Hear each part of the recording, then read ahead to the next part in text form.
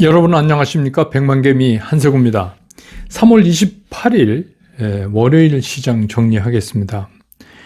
이 주말에 이렇다 할 시장에 영향을 줄 수 있는 중요한 이슈들이 발생하지 않았어요. 그래서 지난 주말에 그 등락이 서로 엇갈리면서 마친 뉴욕 시장이 우리한테 새로운 영향을 이렇게 주기가 굉장히 어려운 그런 시장이었습니다. 그래서 그동안에 시장에서 최대의 걸림돌로 우리가 생각하고 있는 러시아 우크라이나 문제도 새로운 진전이 주말 사이에 있지 않았습니다. 그렇게 하면서 이제 드디어 3월의 마지막 주 월요일을 맞이했고 결국 이번 주에 또 4월로 넘어가는 그런 상황이 됐습니다. 오늘 이제 우리 시장은 코스피는 마이너스 0.3% 이상 하락을 하면서 출발을 했어요. 근데 출발한 후에 조금씩 낙폭을 줄여가면서 이렇게 지수가 조금씩 이제 회복되는 그런 모습을 보였지만 결국은 마지막 종가에서도 빨간색을 만들지는 못했어요. 보합까지는 끌고 올라왔지만 그래서 장 시작서부터 외국인들은 좀 강한 매도 우위에 서 있었어요. 그래서 외국인들은 계속해서 매도 우위를 지켜갔고 기관도 처음에 시작은 매도 우위로 시작을 했지만 오전 11시쯤을 지나면서부터 방향 선회를 했어요. 매수 쪽으로. 그래가지고 결국은 이제 순매수 우위로 오늘 시장을 마감을 했습니다. 개인들은 시작부터 시작해서 계속해서 매수 우위로 오전 한때는 매수 우위가 한 3,400억이 넘을 정도로 그렇게 강한 모습을 보여주다가 오후에 이제 기관이 조금씩 사러 올라오니까 매수폭을 좀 줄이는, 그러니까 결국은 이제 매도를 좀 했다는 얘기죠. 그런 모습을 오늘 보여줬습니다. 오늘 코스피 시장에서 외국인들은 2,744억을 순매도했고요. 기관은 766억을 순매수, 개인들은 1,937억을 순매수했습니다. 그래서 오늘 코스피 지수는 2,729.56포인트, 퍼센테이지로는 지난 주말보다 0.02% 하락. 이게 하락이 아니죠. 거의 이제 보합이다. 이렇게 봐야 되죠. 그렇게 오늘 시장을 마감을 했습니다. 또 코스닥 시장 같은 경우는 오히려 약보합으로 그렇게 출발을 했지만 출발한 지수가 오늘의 고점이 돼버렸어요. 934포인트가. 그 얘기는 뭐냐면 이제 시작하고 계속해서 주가가 흘러내렸다. 이런 얘기인데 개인들은 계속해서 매수세를 보였지만 늘 나오는 패턴인데 개인은 매수를 하고 기관과 외국인들은 계속해서 팔고 이런 모습을 보였습니다. 근데 이제 조금 끝날 무렵에 외국인들이 코스닥에서는 매도폭을 줄이는 그런 모습을 조금 보여주기도 했습니다. 그래서 이제 결국은 이거죠. 오늘은 이제 외국인들 기관이 매도 나오면서 외국인들이 끝날 무렵에 매도를 조금 줄여갔다. 그런 쪽의 의미를 나름대로 둔다면 좀 둘 수 있지 않나 이런 생각이 좀 듭니다. 예. 그래서 오늘 코스닥 시장은 927.11포인트로 마감을 했고 지난 주말보다 0.81%가 하락을 하면서 시장을 마감을 했습니다. 시장 특징을 좀 살펴보면 우리가 이제 늘 하는 것처럼 시가총액 1, 2, 3위를 한번 보죠. 그런데 삼성전자 같은 경우는 오늘 이제 우여곡절 끝에 100원 마이너스로 끝나서 69,700원에 끝났습니다만 오늘 삼성전자는 외국인들은 2,145억을 순매도했어요. 삼성전자에서만. 그리고 기관은 547억을 순매도하고 개인들만 2,168억을 순매수했습니다. 반면에 SK 하이닉스는 보합을 나타냈어요. 그런데 SK 하이닉스는 외국인들은 480억을 팔았고 기관은 113억을 샀습니다. 순매수. 또 개인들은 353억을 순매수하는 그런 모습을 보였습니다. LG 에너지 솔루션은 하루 종일 보합 강보합권에서 어떻게 해서든지 유지를 해 보려고 했는데 시장이 끝날 무렵에 결국은 밑으로 내려오면서 오늘 2,500원이 하락했습니다. 그래서 에너지 솔루션 같은 경우는 외국인들은 102억 정도 순매수했고요. 기관은 193억을 순매수했습니다. 그런데 개인은 282억을 순매도했어요. 그러니까 이게 지금 아시겠지만 가파르게 서서 이제 저점을 찍고 올라오니까 개인들은 이제 순간적으로 이익 실현을 하는 그런 모습을 오늘 보여줬습니다.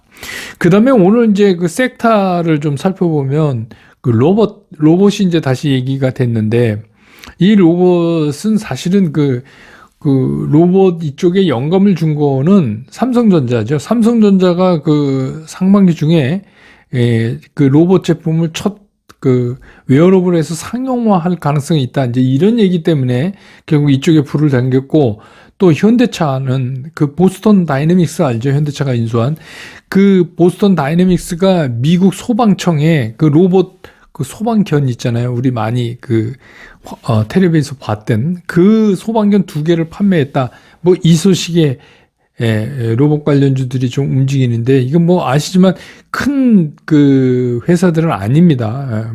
휴린 로봇, 유일 로보틱스 그런 것들입니다. 그래서 유진 로봇 이런 거죠. 근데 이제 이게 다 로봇 이쪽에는 그렇게 대형사들이 없어요. 그러니까 결국은 이건 뭐냐면, 이런 이제 대형 삼성전자나 현대차나 이런 데서 특히 삼성전자에서 M&A 대상으로 이렇게 해서 합쳐지는 걸 기대하고 요 로봇 얘기 나올 때마다 이렇게 움직이는 그런 모습을 보입니다. 그 다음에 이제 오늘 이제 보험, 이거는 얘기 하나만 하죠. 미국에서 계속해서 금리 인상을 우리가 생각할 수 있는 한 최대한 폭으로 계속해서 FOMC 회의가 있는 달마다 빼놓지 않고 할 것이다라는 건 이제 이미 우리가 다 알고 있는 사실이잖아요.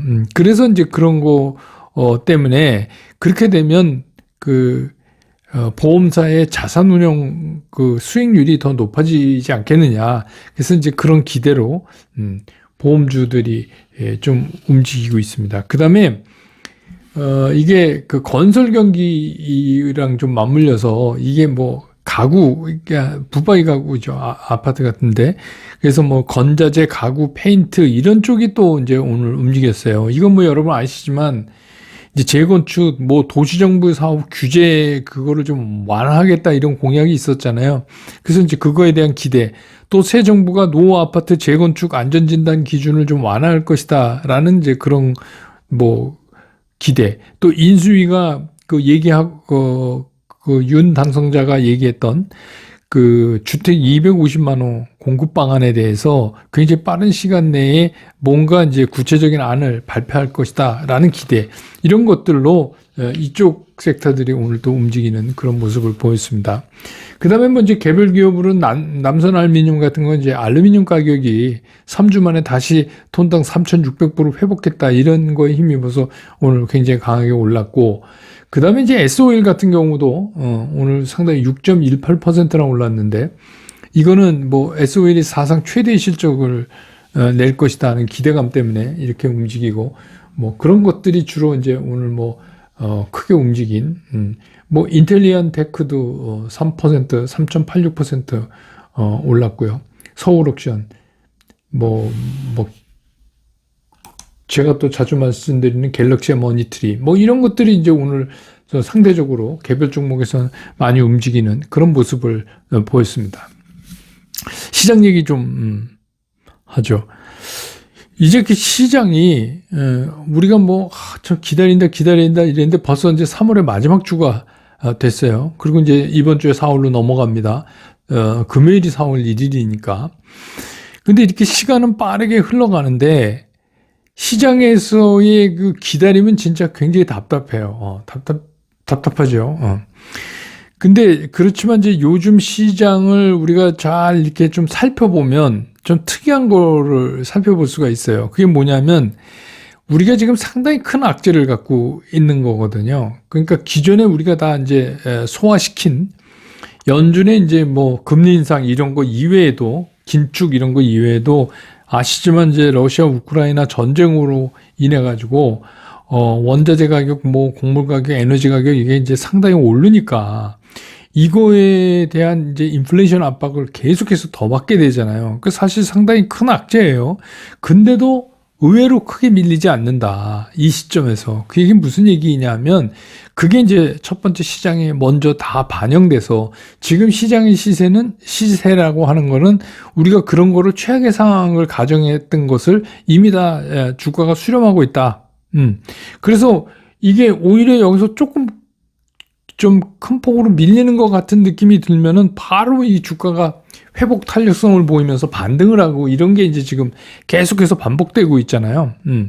그러니까 그 이유는 시장은 첫째 최악의 상황은 이미 반영했고, 그 다음에 그 시장을 계속 발목을 잡고 있는 러시아 우크라이나 사태, 이것 때문에 이제 그런 가격 폭등들이 발생하는 것이죠. 뭐 여러 번 말씀드린 원자재, 에너지, 곡물 이런 것들이. 근데 이게 불확실성은 상당히 큰 거는 사실인데 결국은 이 재료는 해결되는 재료. 그러니까 우리가 불확실성도 두 가지가 있잖아요. 이게 언제 어떻게 될지 전혀 모르는 거고. 근데 이제 이 러시아 우크라이나 사태는 언제 끝날지는 모르지만 이거는 해결이 되는 언젠가는 해결되는 재료라는 거가 이제 시장 사람들이 그런 생각을 갖고 있기 때문에 요즘 시장과 같은 이제 그런 움직임을 보이는 겁니다. 그래서 이게 간헐적으로 뭐 들려오는 뭐 러시아 우크라이나 뭐 어땠다 이거 뭐 해서 야 뭐 이제 뭐 죽기 살기로 항전한다 그래갖고 조금 분위기가 그래도 시장이 악재를 잘 받질 않아요. 그러니까 시장이 크게 반응을 하지 않는다는 점입니다. 그게 이제 요즘 시장의 특이점이에요. 그 다음에 그 얘기는 뭐냐면 시장이 늘 그렇지만 결국 시장이 올라야 되는데 오르지 못하면 결국 떨어져요. 근데 또 요즘처럼 시장이 더 이상 빠질 수가 없으면 그럼 올라갈 수밖에 없어요. 이 시장. 그게 무슨 얘기냐면 시장이 더 이상 빠질 수가 없다라는 거는 악재를 최대한 반영한 게 여기까지다 이제 이런 얘기입니다. 그러면 지금부터 어떻게 되냐면 악재가 조금이라도 개선되면 시장은 위쪽으로 갈 수밖에 없다. 이제 그건 다만 이제 스피드의 문제는 그런 문제들이 어떻게 빨리 해결되느냐에 따라서 달라지겠지만 그렇다 하는 겁니다. 그래서 이런 증시의 경험칙들이 지금 집단적으로 시장에 적용되고 있는 그런 상황이다. 이렇게 보는 게 맞는 것 같아요. 오늘 이제 예를 들어 보면 오전 11시경이 딱 넘으면서 아주 재미난 현상이 벌어졌어요. 선물 같은 경우에 외국인들이 거의 순매수 1,000억대에 있었거든요. 거기서 갑자기 7천억대로 굉장히 빠른 속도로 선물이 늘어납니다. 그리고 더 웃기는 건 그 거래소에서 코스피 시장에서 기관들이 마이너스권에서 그러니까 다시 말해서 순매도 우위를 보이고 있다가 11시쯤서부터 갑자기 순매수 쪽으로 방향 전환을 하기 시작을 했어요. 그래서 아니 이게 왜 갑자기 이런 일이 벌어지나? 물론 외국인들이 뭐 선물을 땡기니까 그거에 의해서 현물을 기관들이 팔았으니까 선물을 팔았으니까 현물을 산다 이렇게 생각할 수도 있지만 이거는 이제 그래서 제가 막 찾아봤어요. 이게 뭔 일인가? 그 오전 11시경에 외신을 타고 이제 들어온 뉴스가 하나 있는데 우크라이나의 젤렌스키 대통령이 돈바스 지역 있잖아요. 그 동부 돈바스 지역. 거기는 뭐 자치 독립하겠다고 그래서 이미 우크라이나의 통제권을 벗어난 지가 오래되는 지역 아닙니까? 그 자기네들이 독립하고 인정해달라고 그러는 데 아닙니까? 그러니까 이 돈바스 지역에 대해서 러시아하고 협상을 원한다. 이런 얘기가 이제 들어왔어요. 11시쯤 외신으로. 그리고 그 러시아가 계속해서 요구하고 있는 중립국, 우크라이나 중립국 해라. 니네가 완충지대가 돼야 나토하고 우리 사이에 돼야 될 거 아니냐. 이게 이제 러시아 얘기잖아요. 그래서 그 중립국 지위에 대해서도 논의할 수 있다. 이렇게 얘기했어요. 다만 그 중립국이라 해서 우리를 비무장화하는 거는 반대다. 그거는 논의할 수 없다. 요런 얘기가 들어왔어요. 근데 이것도 뭐 그래서 뭐 시장이 막 흥분한 건 아니지만 어쨌든 간 시장에 좋은 시그널을 줄 수 있는 뉴스로는 충분하죠. 근데 요런 뉴스가 들려온 바로 그 시점부터 아까 말씀대로 기관들은 현물 시장에서 매도 우위에서 매수 우위로 방향 전환을 했고 외국인들은 거의 선물을 1,000억대의 그 매수 우위를 지키던 거를 갑자기 막 6천억 이상, 7천, 그러니까 6천억 이상으로 확 올려버렸단 말이에요. 그런 것들이 동시에 보여졌다. 결국 시장은 뭐냐면 이 전쟁이 어떤 형태로든 간에 전쟁이 끝나기를 기다리고 있다. 이렇게 볼 수 있는 거예요. 근데 뭐 아직 기다리는 게 가시권에 오지 않았는데 내가 먼저 막 이렇게는 못하지만 시장은 기다리고 있다. 그래서 주가는 오르고 싶은데 그 이유가 마땅한 게 나와야 되는데 현재로서는 그 마땅한 게 나올 수가 없어요. 왜냐면 뭐 연준 문제는 이미 다 알고 있는 거고 그 다음에 이제 러시아 우크라이나 문제가 해결 쪽으로 가야 되는데 아직은 뭐 그런 커멘트가 하나 나왔다 그래서 해결된다 이렇게 볼 수는 없지만 그렇지만 우리들도 마찬가지지만 모든 시장 참여자들이 그걸 지금 기다리고 있는 거죠. 근데 만약에 이게 러시아나 우크라이나 이게 막 4월 중순이 넘어가는 때까지 지금 같은 교착 상태를 지속하게 되면 조금 시장에는 안 좋죠. 그러니까 교착 상태라는 게 뭐냐면 뭐 지금 조금 전에 제가 말씀드렸던 그런 소식처럼 뭐 이렇게 이런 거에서 협의하자 이런 것조차도 없이 서로 그냥 죽기 살기로 싸우겠다 이런 거가 계속되면 그러면 상당히 그 시장에 부담이 되고 또 특별히 그 산업 구조가 우리나라 같은 경우에 우리나라 시장은 더 크게 힘들 가능성이 있죠. 근데 이제 이게 그런 경우만 아니고 오늘 전해진 것 같은 그런 뉴스들이 조금씩 흘러나오면서 구체적인 이제 협상 테이블에 앉게 되면 시장은 좋은 쪽으로 반응할 가능성이 있다. 이렇게 보는 거가 맞다고 저는 이제 보는 거예요. 그래서 우리가 이제 전략상에서 그럼 뭘 이렇게 체크를 해봐야 되는가? 첫째, 지금은 그러니까 무슨 얘기냐면 그 마지막 며칠을 못 참아갖고 이제 못하겠어. 이래갖고 이거를 이제 인내 한계에 달았다. 이래가지고 여기서 손절을 하는 이런 우는 범하지 말자. 이런 겁니다. 그러니까 뭐 원래 그렇잖아요. 조금 좋아지면 뭐 막 좋아진다 그랬다. 장이 좀 나쁘면 뭐 폭락한다 그랬다. 막 그러는데 지금은 아무리 봐도 시장이 상당히 그 맷집이 강해졌어요. 그 얘기가 이제 오늘 썸네일 제목처럼 더 이상 떨어질 수 없으면 올라갈 수밖에 없다. 시장이라는 게. 그러니까 거의 끝에 와서 그렇게 손절을 하는 그런 운은 범하지 말자. 이런 문제가 하나. 두 번째 문제는 뭐냐면 이 러시아나 우크라이나 문제가 그냥 바로 해결될지 안 될지 그건 누구도 모르지만 가는 쪽은 결국 해결 쪽이다. 그걸 우리가 좀 기억할 필요가 있어요. 그래서 아무도 모릅니다, 이건. 주식시장이 그 누구도 알 수 없어요. 언제 끝날지. 이 러시아 우크라이나 전쟁이 언제 끝날지 아무도 모릅니다. 아무도 모르지만 한 가지 이 시장 참여자들이 전부 알고 있는 게 있어요. 그게 뭐냐?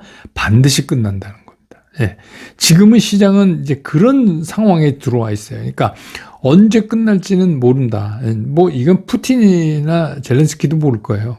그런데 반드시 끝난다는 거는 전부 알고 있다는 사실. 그러니까 어떻게 해요? 시장이 희소식을 기다리는 그런 상황이 지금 돼 있는 거다. 이렇게 파악하시는 게 시장을 좀 정확히 파악하시는 거 아닌가 이런 생각이 듭니다. 오늘 월요일 시장 정리는 이렇게 하고 내일 시장 끝난 다음에 다시 여러분 곁으로 돌아오겠습니다. 여러분 고맙습니다.